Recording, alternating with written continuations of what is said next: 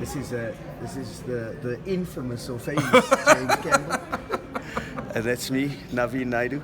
This is a very intriguing interview with a very intriguing specimen within the diamond industry. Yeah, so back to that question. I won't keep you on the camera for too long. Okay. How did a prim and proper English boy like you go and conquer the African bush and the diamond industry? It's a long answer, but I can give it a brief one for you. In that it stems back from my grandfather having a very close relationship with Harry Oppenheimer and the development of De Beers itself. And after graduating, I had 3 job offers. My grandfather said, "You'll take the De Beers one." In those days, you did as you were told to do, so I did. Right, okay. And after having graduated with a degree in geology from the Royal School of Mines, specialising in exploration, I ended up with De Beers in 1985. And somewhere along the journey with... And where was that? Southern Africa? Here, yes, South Africa. 1985. In 85, where I immediately got involved with the discovery and evaluation of Venetia mine, which is now one of De Beers' flagship operations. I led the discovery of 3 mines in the Limpopo province, Marsfontein, the Oaks and Klipspringer. And then as one... And I'm presuming once the African bush bit, it was there. It was a terminal bite. It was. And often you know, as one does in your 20s, you toy around about have you selected the right career? Because what do you really know when you're 18 or 17 going to university? You don't know anything really. Yeah, that's true. So you toyed around with it, and I quickly found my niche not in actually exploration itself, but in what they call evaluation, which is the economic assessment of discoveries. And I found that there weren't very many people around who actually specialized in that area of putting together a program with drills, with plants, and interpreting all the data in one complete package so you could economically assess a project. I mean, that's exactly what the big investors want. It's exactly what they want. And funnily enough, and I give the credit to one of my mentors, Alex van Sale, for this to a large degree, in that he threw me completely in the deep end. I was doing exploration in the Limpopo province, and he took me out of that after about 7 or 8 years and put me at Finch Diamond Mine in the Northern Cape and said, right, your job is now to evaluate the underground mine, i.e. below the current operations. So you planned the entire sort of yes, drilling? He said to me, it's never been done underground before, using the kind of technology we're thinking about. So you've got to think and design and build the technology required and put together the whole program. And by the way, they want a capital estimate in 3 months' time.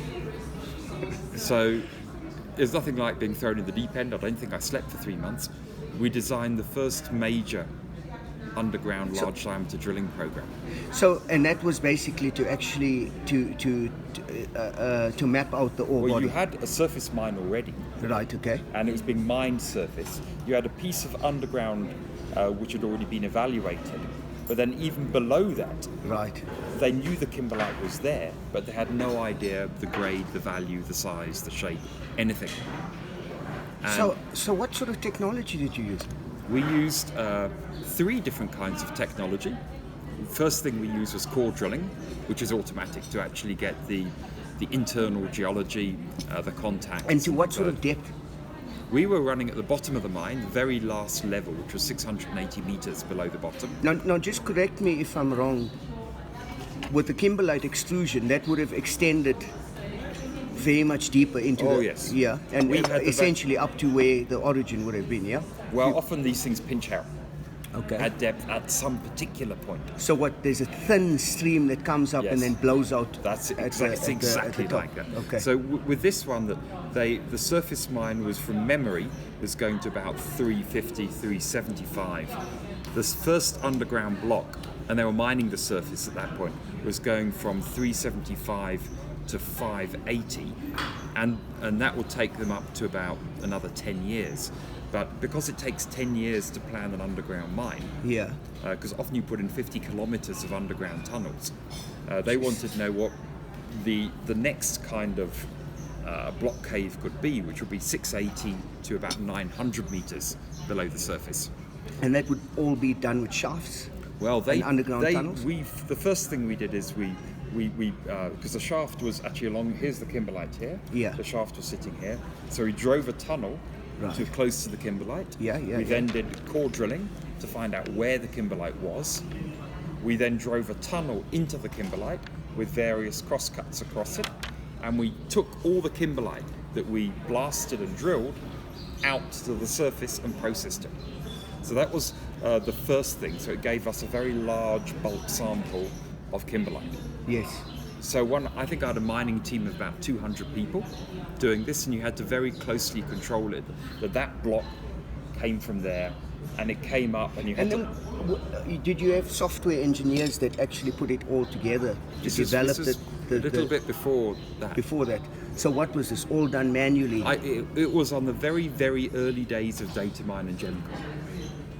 And who did that? Was that you that did it? Or? I had some people at Datamine and Gemcom because obviously I'm very computer literate in that, but I'm not an expert in GIS or computer modeling or anything. Right. No, so my job was to design the program, supervise the program, do all the geology, and interpret the results. But when it came to areas of what I would call very deep specialization, like this, it is not such a deep specialization now for geologists, but for me, it was, because I just didn't know.